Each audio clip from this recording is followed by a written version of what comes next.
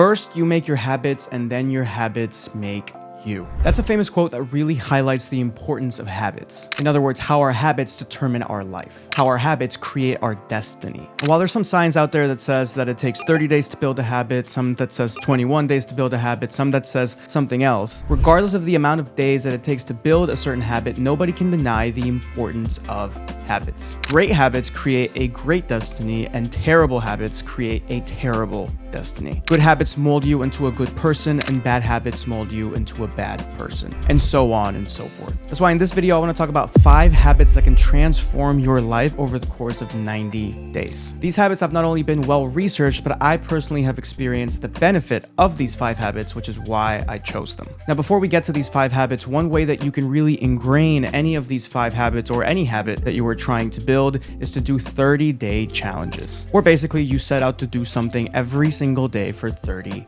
days. By the end of the 30 days, you might find that you don't want to stop doing it. Now, if it's a harder habit to build, you might want to do a longer challenge, like a 90-day challenge. I've spoken before about how much I love 90-day challenges. But for the purpose of these 5 habits, 30 days should do a lot. I will say, though, that I saved the hardest one, but the most powerful one for last. So that one may be a 90-day challenge. But anyways, let's get to them. Habit number 1, do not use your phone for the first hour of the day. And if you really want to get real with it, don't use it for the last hour of the day either. A lot of us do the same thing the moment that our alarms go off. We pick up the phone, we hit snooze, and then either we fall back asleep or we start doom scrolling on our phone. The problem with this is very simple, is that is a terrible way to start your day. Starting your day off by number 1, consuming a drug, number 2, sending your attention in a bunch of different directions, back and forth, back and forth, back and forth, and number 3, giving all of your attention and your energy away to other people is not a productive way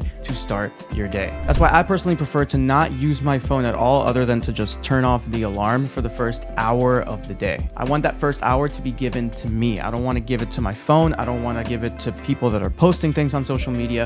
I want to give it to me, and I want it to be peaceful and not anxiety inducing. I have found that when I do this, I have so much less stress throughout the day because I'm starting off the day peacefully and not starting off the day stressfully. And it's not just about the specific day that you start the day off peacefully. If you string days together where you're starting the day off peacefully, you're gonna have a very peaceful life. And if you start your days in a very chaotic, stressful, and drug-ridden way, then you're gonna have a very chaotic and stressful and drug-ridden life. Similarly, ending your days off on a good note and a peaceful note is also going to help you feel better about your life, and it's gonna help you get better sleep, which makes for a better life when you're awake. I'm also a very big believer, and I have experienced this, that when you take care of the first hour of the day and the last hour of the day, the middle between those 2 hours tends to kind of just fall into place. And so if the 2 ends are chaotic, the middle will tend to be chaotic. And if the 2 ends are peaceful, the middle will tend to be peaceful. Habit number 2, plan weekly and debrief daily. I like to plan my weeks ahead of time. That way, when I start working on Monday, everything's already laid out. I know what I need to do, and I can just get to it. I don't have to waste the first hour or couple of hours of the very first day of the week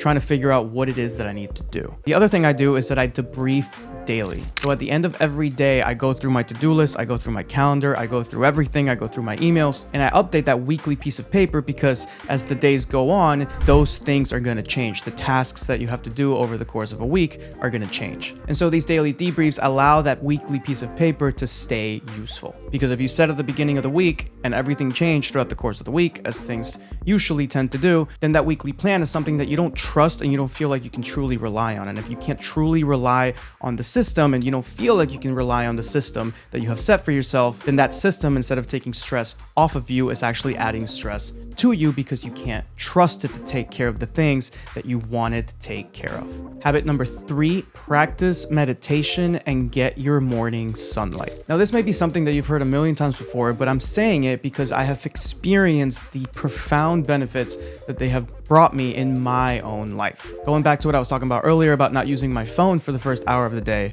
meditating for 15 minutes and going on a 15 to 20 to 25 minute walk first thing in the morning to get that morning low angle sunlight is a ritual that is very peace inducing for me. And not only that, but science has shown that exposure to low angle morning sunlight helps your brain set its circadian rhythm. because it lets your brain know that the day is starting. And if you do that consistently, you have a consistent circadian rhythm, which makes everything in your brain function better. I also incorporate into my meditation some stretching because after a long night of sleep, all my muscles are constricted, and so I like to release that tension to make sure that I remain loose and nimble. And also because mental and psychological and emotional stresses manifest in the body, and so if there's a tension there, I would like to release it as well, because even if the mental stress has now left the building, the physical manifestation of it can remain, and so I like to try to stretch out as much of that as I possibly can. Habit number 4, schedule deep work sessions. If you haven't read Cal Newport's book, Deep Work, I highly recommend that you do, but a deep work session is essentially a session of work where you have 0 interruptions. Now, a lot of us may think that interruptions here and there while we're working are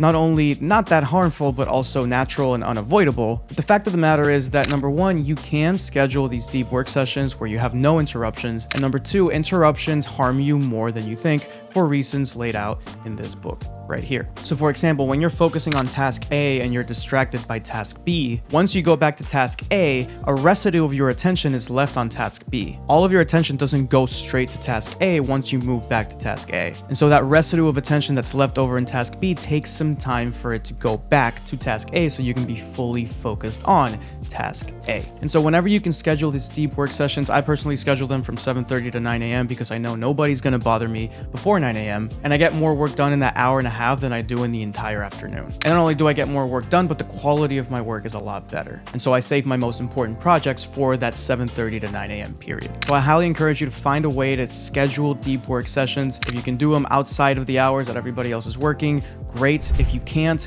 try to see if you can put on some Beats headphones or some kind of symbol that communicates to other people that you would really prefer not to be disturbed at that moment in time. If you have an office and you can just close your door, you can also do that. And also, if you do these deep work sessions early in the morning, that's when your willpower is at its highest and when your mind is hopefully at its clearest. So by scheduling them then, you are maximizing a whole lot of things. And finally, habit number 5, stop using social media for 30 to 90 days. The companies that make these phones and the companies that make these apps have spent billions of dollars in research and development to figure out how to make these things as addictive as humanly possible. There's been research studies done that show that these things are just as addictive as drugs. You know, crack, cocaine, cigarettes, everything your DARE class in elementary school told you not to take. And while you can figure out systems to use these things in ways that are beneficial and not detrimental to you, I think it is a really good idea, speaking from personal experience, to literally quit social media for 30 to 90 days. If you have ever done this, you have realized how insanely dependent we are on these apps. Particularly if you're a young person and you've been using this from a young age, you will feel like a part of you is missing. You will feel like you are secluded from society. But what happens around the 2nd or 3rd month of not using these apps is that you realize, and more importantly, your brain realizes that you are okay and you are alive and you don't need these things